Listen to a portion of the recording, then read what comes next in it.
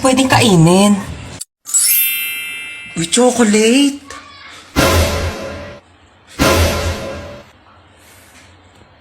Ginagawa mo dyan? Iinom lang po ng tubig. Apo. Humanda ka sa akin chocolate ka, kakainin na kita bago ka pa kainin ng mga kapatid ko.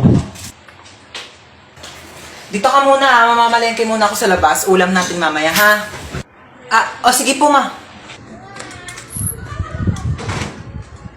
Kala nyo ha, akin na to ngayon.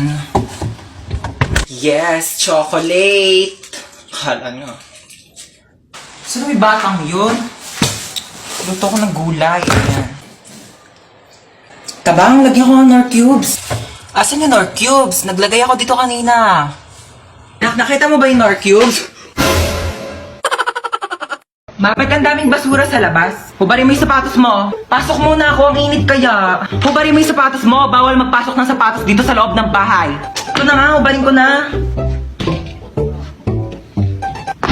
Bakit mo pinasok? Di ba sabi ko bawal magpasok ng sapatos dito sa loob ng bahay? Kakalinis ko lang ng sahig.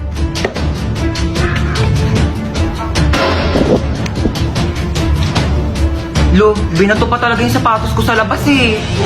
Pa yan, sapatos ko to eh.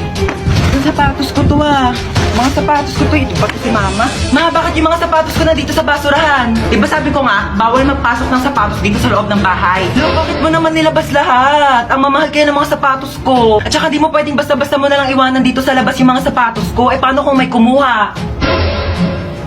Hala, yung sapatos ko nawawala. Ibalik mo yan.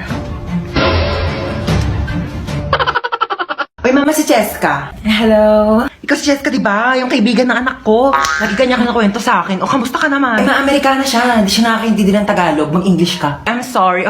How is you?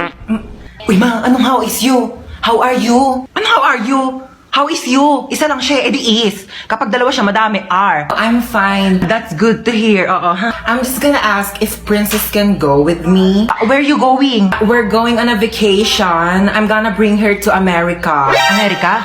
Sige naman, minsan lang naman eh. Minsan? Ha? Nahiya naman ako sa minsan mo, araw-araw ka gumagala. Pabigat ka na nga dito, para muling ka pa, ganyan gagala ka pa. What did your mom said? I said, she can go with you. Umakala ka ba ayaw mo? Oh, that's good. Yes, actually, I prepared her things already. Mama, parang ang dami naman na ito. Dinamihan ko talaga yan. Inimpake ko na lahat ng gamit mo dito sa bahay. Huwag ka nang uuwi dito Doon ka na tumira sa Amerika. Ma, saan ka punta? Ay, mag-order ako ng pagkain sa labas. Nakakatamad na kasi magluto. Ano palang gusto niyo pabili? Pizza na lang sa akin, ma. Hawaiian pizza sa Greenwich. Tapos pakisabi damihan ng toppings na pineapple, ha? Ano po tsaka chicken po ng Jollibee? Yun lang sa'yo, bunso. Ayaw mo ng Coke float, French fries. Yeah, sige po, gusto ko po ng French fries at tsaka po Coke float. Okay, pizza, French fries, fried chicken, tsaka Coke float. O sige, noted. Alis na ako, ha? Mama! Oo nga pala, ikaw. Ano ba sa'yo? Gusto ko lang po sabihin na okay lang po ako sa kung ano man po yung kaya nyong ibigay sa akin kasi ma-appreciate ko na po yun. So, papahirapan mo pa ako? Kasi sabihin mo na lang kasing gusto mo, dami mong pang alam eh. Ginawa mo pa komplikado, ha? Mukha ba ako manghuhula? Huhulaan ko pa kung ano gusto mong kainin? Eh silang dalawa nga, nagbigay na nga na gusto nilang kainin tapos ikaw pati pagkain mo ipapahula mo sa akin? Nag-i-explain lang po ako, sabi ko, kahit ano pong gusto nyong ipakain sa akin. O kaya karton, kainin mo! Asan ba si Kuya? Kuya! Kuya! Bakit? Kuya, ba't bumubula yung bibig mo? Nag-rootbrush ako. Kuya, sabihin ko yan kay mama, bumubula yung bibig mo. Ma! Ano ba? Bumubula yung bibig ni Kuya. Ha?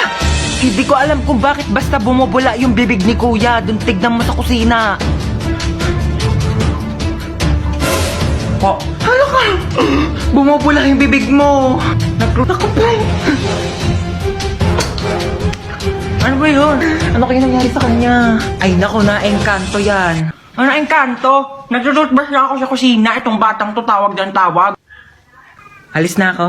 Pasaway ka talagang bata ka, no?